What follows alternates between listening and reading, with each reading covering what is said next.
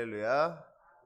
오늘 이 새벽에도 우리 주님께서 주시는 크신 은혜가 우리 이 시간 함께하는 모든 분들 가운데 있으시기를 주님의 이름으로 축원합니다.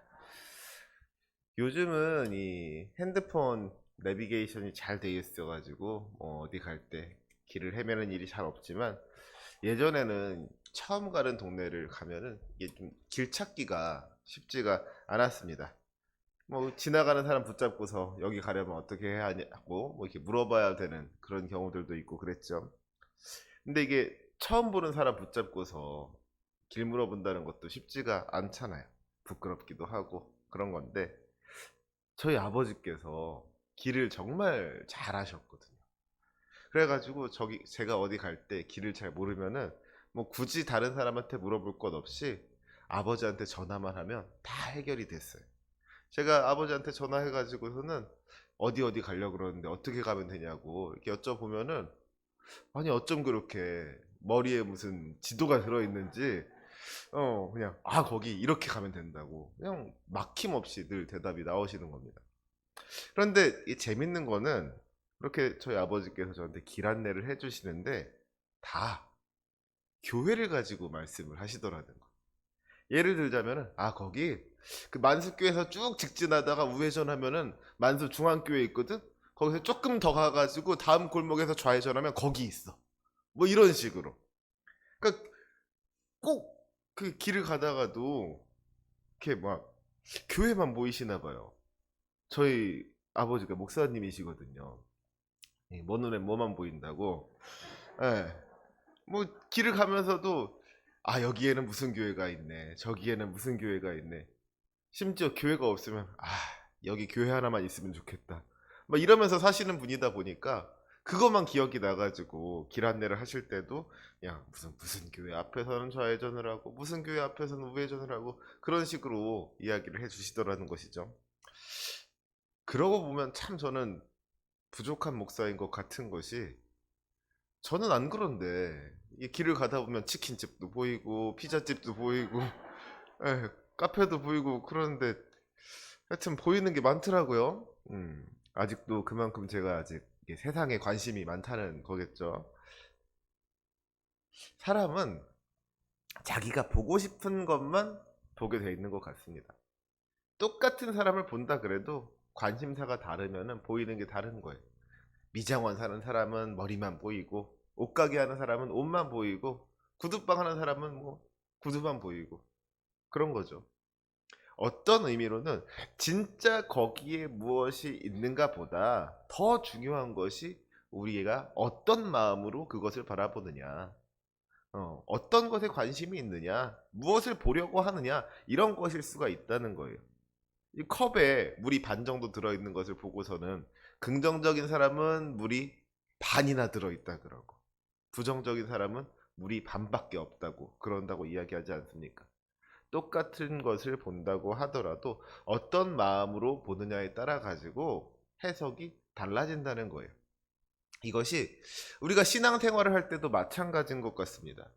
은혜를 누리면서도 감사하지 못하는 사람들이 있습니다. 하나님께서 풍성한 은혜를 주셨음에도 불구하고 그 안에서 어떻게 그렇게 부족한 부분들을 찾아내고 모자란 부분들을 찾아내서는 불평을 하고 원망을 한다는 거예요.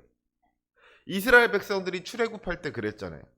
하나님께서 홍해를 건너가게 해주시고 구름 기둥과 불 기둥으로 인도해 주시고 반석에서 물이 나게 해주시고 만나로 먹여 주시는데도 그 은혜에 감사하지 아니하고 한다는 말이 뭐예요? 우리가 애굽에 있을 때는 생선도 먹고 오이도 먹고 참외와 부추와 파와 마늘도 먹을 수가 있었는데 만나만 먹고 살려니까 기운이 나지를 않는다는 거. 결국 그래가지고 하나님께서 그들을 위해서 메추라기를 보내주시잖아요. 주님께서 주신 은혜가 이렇게나 많은데, 주님으로부터 받은 은혜가 그렇게 많은데 그걸 보질 않고 안 주신 것만 본다는 거예요. 있는 거는 당연한 거고 없는 것만 보이는 겁니다. 그래서 정말로 부족함이 없이 다 주시면, 모든 것이 다 채워지면 그때는 감사할까요? 만나와 메추라기는 물론이고 생선과 오이와 참외와 부추와 파와 마늘까지 다 주시면 그때는 만족할 수가 있을까요? 그렇지가 않더라고요. 이런 분들은요, 부족한 게 없으면 혹시라도 앞으로 부족해질까봐 그것을 걱정합니다. 혹시라도 지금 가지고 있는 것들, 지금 자기가 누리고 있는 것들을 빼앗길까 봐서 그걸 염려한다는 거예요. 그래서 없으면 없다고 불평하고 있으면 있는 대로 걱정하고 그 마음에 결코 감사가 없고 만족이 없더라는 겁니다. 그런데 어떤 분들은 반대로 정말로 어렵고 힘든 상황 속에서도 감사할 줄 아는 그런 분들이 있습니다. 고난 중에서도 낙심하지 아니하고 즐거워할 수 있는 분들이 있더라고요.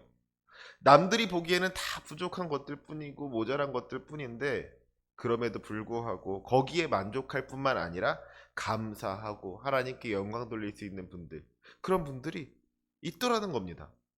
하박국 3장 17절과 18절의 고백이 그런 고백이잖아요. 비록 무화과 나무가 무성하지 못하며 포도나무에 열매가 없으며 감람나무에 소출이 없으며 밭에 먹을 것이 없으며 우리의 양이 없으며 외양간에 소가 없을지라도 나는 여호와로 말미암아 즐거워하며 나의 구원의 하나님으로 말미암아 기뻐하리로다. 정말 이런 믿음 가지고 사는 분들 있으시더라고요. 어떤 권사님들을 보니까요, 물질의 축복도 받지 못했고 건강의 축복도 받지를 못했고 남편 복도 없고 자식 복도 없고 그런 분들 있으십니다. 그야말로 박복한 인생이죠. 정말이지, 하나님 나한테 왜 이러시냐고, 나한테는 왜 복을 주질 않으시냐고 불평하고 원망한다 그래도 이해가 되는 그런 삶을 살고 계신데, 놀라운 것은 이런 분들일수록 오히려 하나님께 감사하는 인생을 사시더라는 거예요. 주님께서 생명 주셔서 감사하고 여기까지 인도해 주셔서 감사하다고, 무엇보다도 십자가의 은혜로 구원하여 주셔서 하늘의 소망을 가지고 살아갈 수 있게 해주셔서 감사하다고 감사의 고백을 하시더라는 거예요. 어떻게 그럴 수가 있습니까? 고난 중에서도 주님을 바라보는 믿음을 가진 것이죠. 고난을 바라보는 것이 아니라 그 뒤에 있는 하나님을 바라본다는 거예요. 주어진 조건과 상황을 바라보는 것이 아니라 주님을 바라보는 겁니다. 내게 없는 것들을 바라보지 아니하고 내게 있는 것들을 바라보니까, 주님께서 주신 그 구원의 은총을 바라보니까 좌절하지 아니하고 절망하지 아니하고 오히려 기뻐하고 감사할 수가 있더라는 것이죠. 바라기는 우리가 이런 믿음 가질 수 있었으면 좋겠습니다. 우리가 주님을 바라볼 수 있었으면 좋겠습니다. 주님의 은혜를 발견할 수 있었으면 좋겠습니다. 주님께서 나에게 어떤 은혜를 베푸셨는지 그 은혜를 기억하면서 감사의 자리로 나아갈 수 있는 그런 믿음. 그래서 고난 중에서도 기뻐할 수 있고 환난 중에서도 감사할 수 있고 그 어떤 상황 속에서도 우리 주님께 영광 돌릴 수 있는 그 믿음이 이 시간 예배하는 저와 여러분의 믿음 되시기를 주님의 이름으로 축원합니다. 이런 믿음으로 살았던 사람 중에 하나가 바로 다윗입니다. 시편을 보면 다윗이 쓴 시가 참 많이 있는데 그 시의 내용들을 살펴보면은요, 힘들고 어려운 어떤 고난의 상황 속에서도 주님의 은혜를 발견하고 감사하면서 하나님께 영광 돌리는 그런 내용의 시가 많이 있는 것을 보게 됐죠. 어떻게 보면 오늘 우리가 읽은 시편 29편 역시도 마찬가지입니다. 시편 29편은 다윗이 자연재해를 보면서 쓴 시예요. 특별히 3절부터 9절까지의 말씀을 보면은 다윗이 여러 가지 자연재해들에 대해서 묘사하고 있는 것을 보게 됩니다. 먼저 우리 3절 말씀 볼까요? 여호와의 소리가 물 위에 있도다. 영광의 하나님이 우레소리를 내시니 여호와는 많은 물 위에 계시도다. 영광의 하나님이 우레소리를 내시니, 하늘에서 막 천둥 번개가 치고 있는 거고요. 여호와는 많은 물 위에 계시도다. 비가 많이 내려가지고 지금 물이 불어서 홍수가 난 겁니다. 또 5절을 보니까 여호와의 소리가 백향목을 꺾으시며 여호와께서 레바논 백향목을 꺾어 부수시도다 그랬어요. 여호와의 소리가 백향목을 꺾으신다. 이건 아마도 태풍을 이야기하는 것 같죠. 바람이 강하게 불어가지고 나무들이 버티지를 못하고 다 꺾이는 거예요. 7절을 보면은 여호와의 소리가 화염을 가르시도다 그랬는데 이건 벼락을 이야기하는 것 같고요.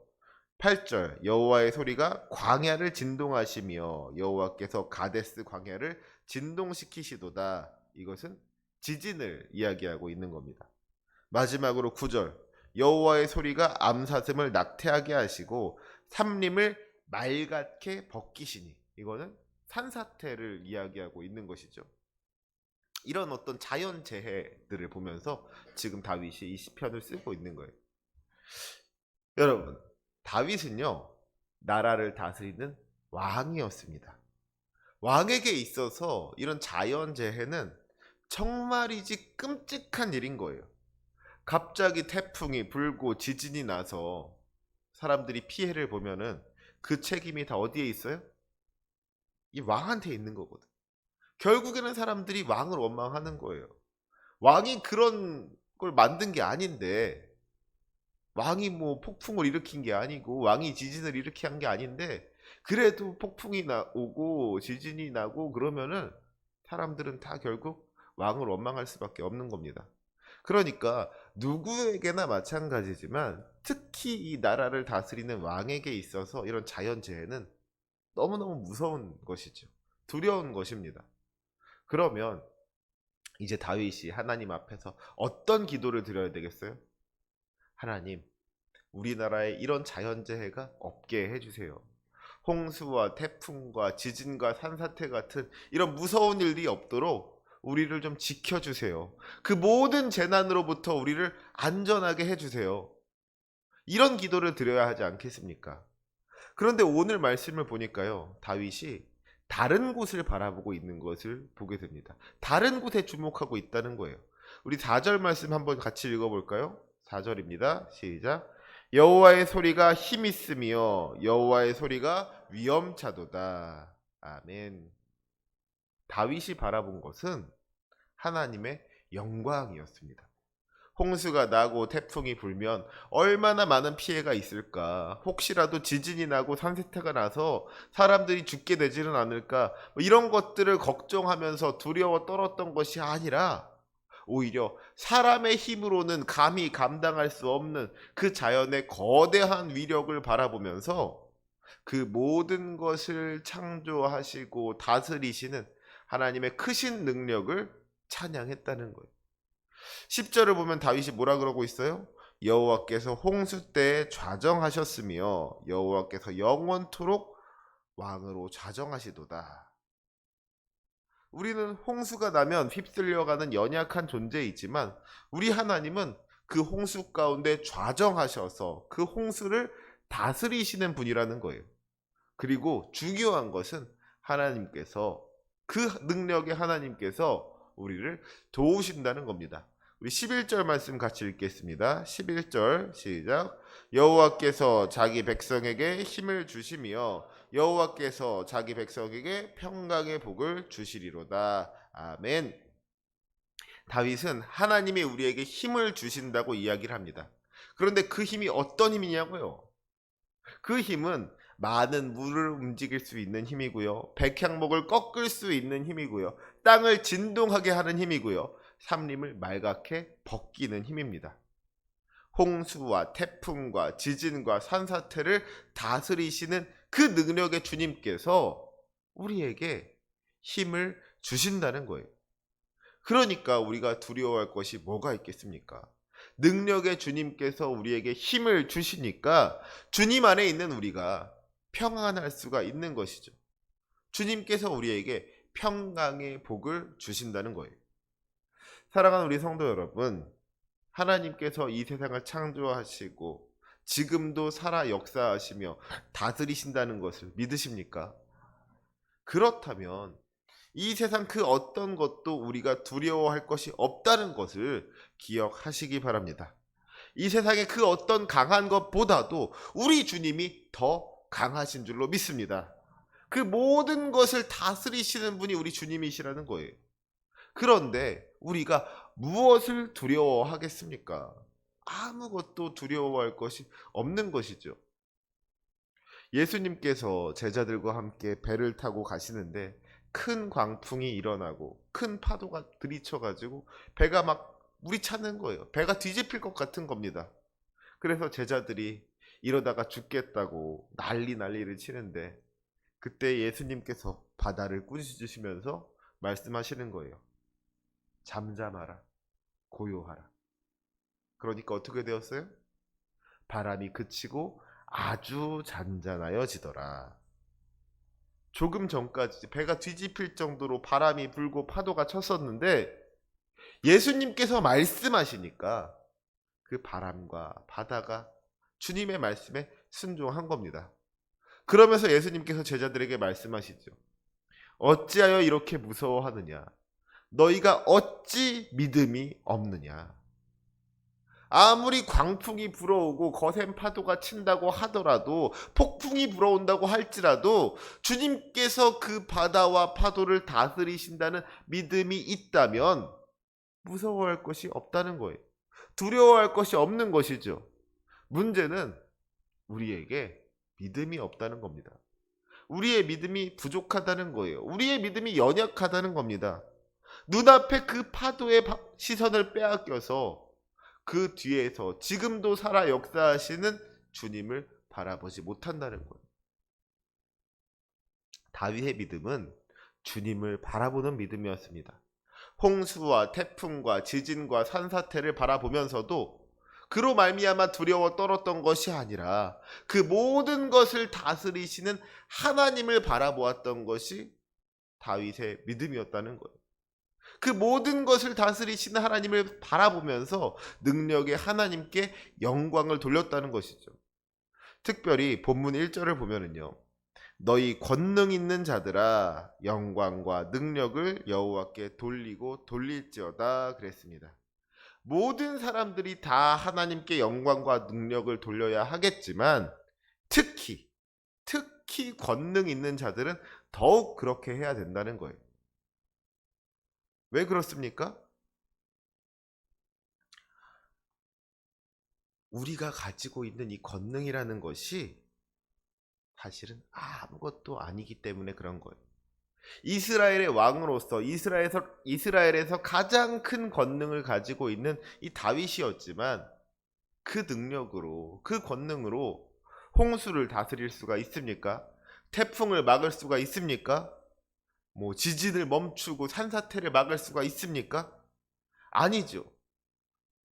하나님의 권능에 비하면 사람이 가지고 있는 권능은 정말이지 아무것도 아닌 거예요. 그러니까 권능 있는 자들은 자기의 권능을 뽐내고 교만할 것이 아니라 오히려 겸손해야 된다는 것이죠. 하나님을 높여야 한다는 겁니다. 2절의 말씀처럼 하나님의 이름에 합당한 영광을 돌려야 한다는 거예요. 이것이 바로 다윗의 믿음이었습니다. 그리고 다윗은 그렇게 살았습니다. 이스라엘의 가장 높은 자였지만 하나님 앞에서 한없이 겸손한 모습으로 자기를 낮추면서 그렇게 하나님께 영광을 돌렸던 것이 이게 다윗이잖아요. 바라기는 이것이 우리의 믿음이 될 수 있기를 원합니다. 눈앞의 것들의 시선을 빼앗기지 말고 그 모든 것을 창조하시고 다스리시는 우리 주님을 바라볼 수 있으시기를 원합니다. 우리의 힘으로 감당할 수 없는 일들 앞에서 좌절하고 낙심하는 것이 아니라 그것까지도 다스리시는 주님께 영광 돌릴 수 있으시기를 바랍니다. 자기가 가지고 있는 힘과 능력을 의지하는 것이 아니라 겸손하게 하나님을 높일 수 있으시기를 바랍니다. 그때에 능력의 주님께서 우리와 함께하여 주실 것을 믿습니다. 주님께서 자기 백성에게 힘을 주시고 평강의 복을 주신다고 그랬어요. 그 은혜, 그 축복을 우리가 누릴 수 있기를 원합니다. 그 믿음으로 담대하게 세상 이기고 승리할 수 있는 저와 여러분이 되시기를 주님의 이름으로 축원합니다. 아멘.